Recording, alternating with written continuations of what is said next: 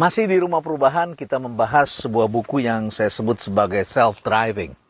Ini adalah sebuah konsep bagaimana manusia menggerakkan self-nya. Dan saya bercerita tentang mahasiswa saya yang pergi ke luar negeri, satu negara satu orang, dan mereka kesasar di negara-negara mereka masing-masing. Dan ini ditulis oleh mereka sendiri dalam 2 buah buku yang diberi judul 30 Pasport.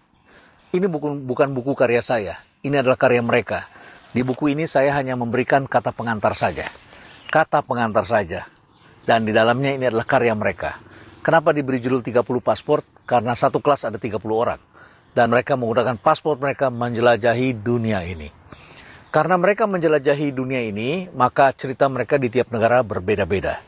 Tapi yang menarik perhatian saya adalah, ini ternyata buku yang tidak hanya bercerita tentang pengetahuan mereka, tetapi juga bercerita tentang kehidupan mereka sehari-hari, dan banyak curhat juga di dalamnya.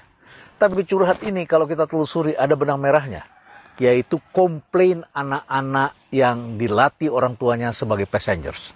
Ketika mereka menjelajahi dunia ini, mereka kemudian menyadari ternyata selama ini mereka telah diperlakukan sebagai manusia yang tidak boleh ngambil keputusan.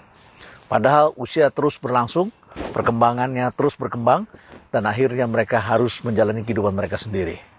Dan ketika mereka jalani, ternyata banyak hal yang tidak semenakutkan yang dibayangkan oleh keluarga mereka. Dan dalam curhat yang mereka sebutkan di dalam buku ini, disebutkan ternyata orang tua tidak mempercayai mereka. Pergi ke luar negeri bukanlah sesuatu yang menakutkan. Bahkan uang pun bukanlah sesuatu yang menakutkan. Di zaman sekarang ini, anak-anak kita memiliki kecerdasan yang luar biasa untuk mencari pendapatan, untuk membeli tiket. Salah seorang mahasiswa saya melakukan langkah dengan menjual tiket orkestra, tiket konser. Dia beli dengan harga 150.000 dan menjelang hari H dia jual dengan harga 250.000. Bahkan pada konser Java Jazz, dia kemudian membeli dengan harga yang lebih murah lagi dan menjual dengan harga lebih mahal lagi, dan orang kemudian membeli dengan senang hati dari orang ini. Bahkan di pameran itu dia bisa beli dari orang yang tiketnya kelebihan dan dia jual lagi dengan harga yang lebih tinggi lagi.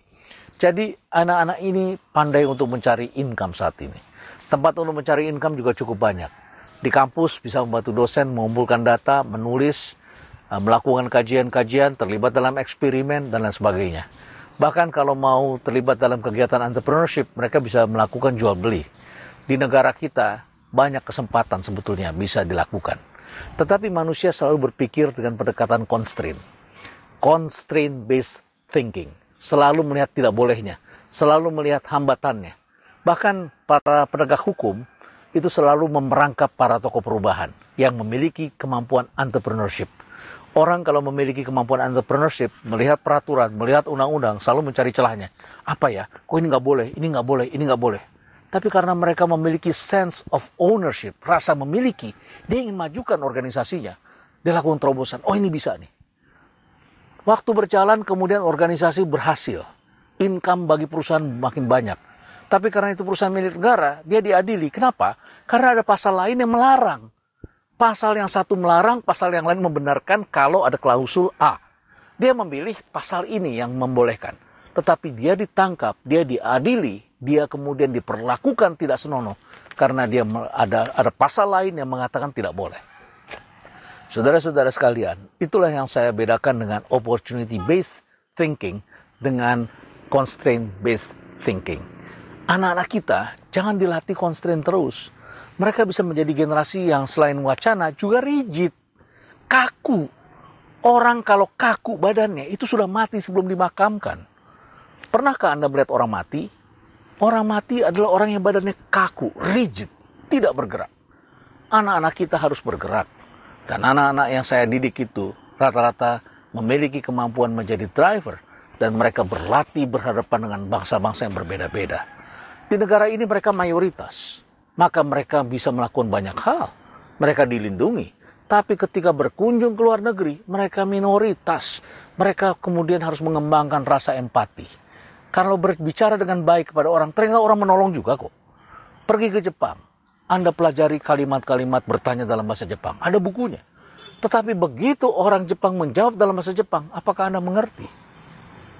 Tidak cukup Anda membawa telepon Anda, kemudian ditranslate ke dalam bahasa Jepang, satu persatu. Anda tanyakan seperti yang Anda translate itu. Yang bisa Anda lakukan adalah menggunakan bahasa isyarat. Anak-anak kita belajar menggunakan bahasa isyarat. Belajar menghadapi kesulitan di negara tujuan. Belajar ketika tidak mendapatkan penginapan. Belajar ketika mereka kesasar. Belajar ketika mereka tidak bisa berkomunikasi.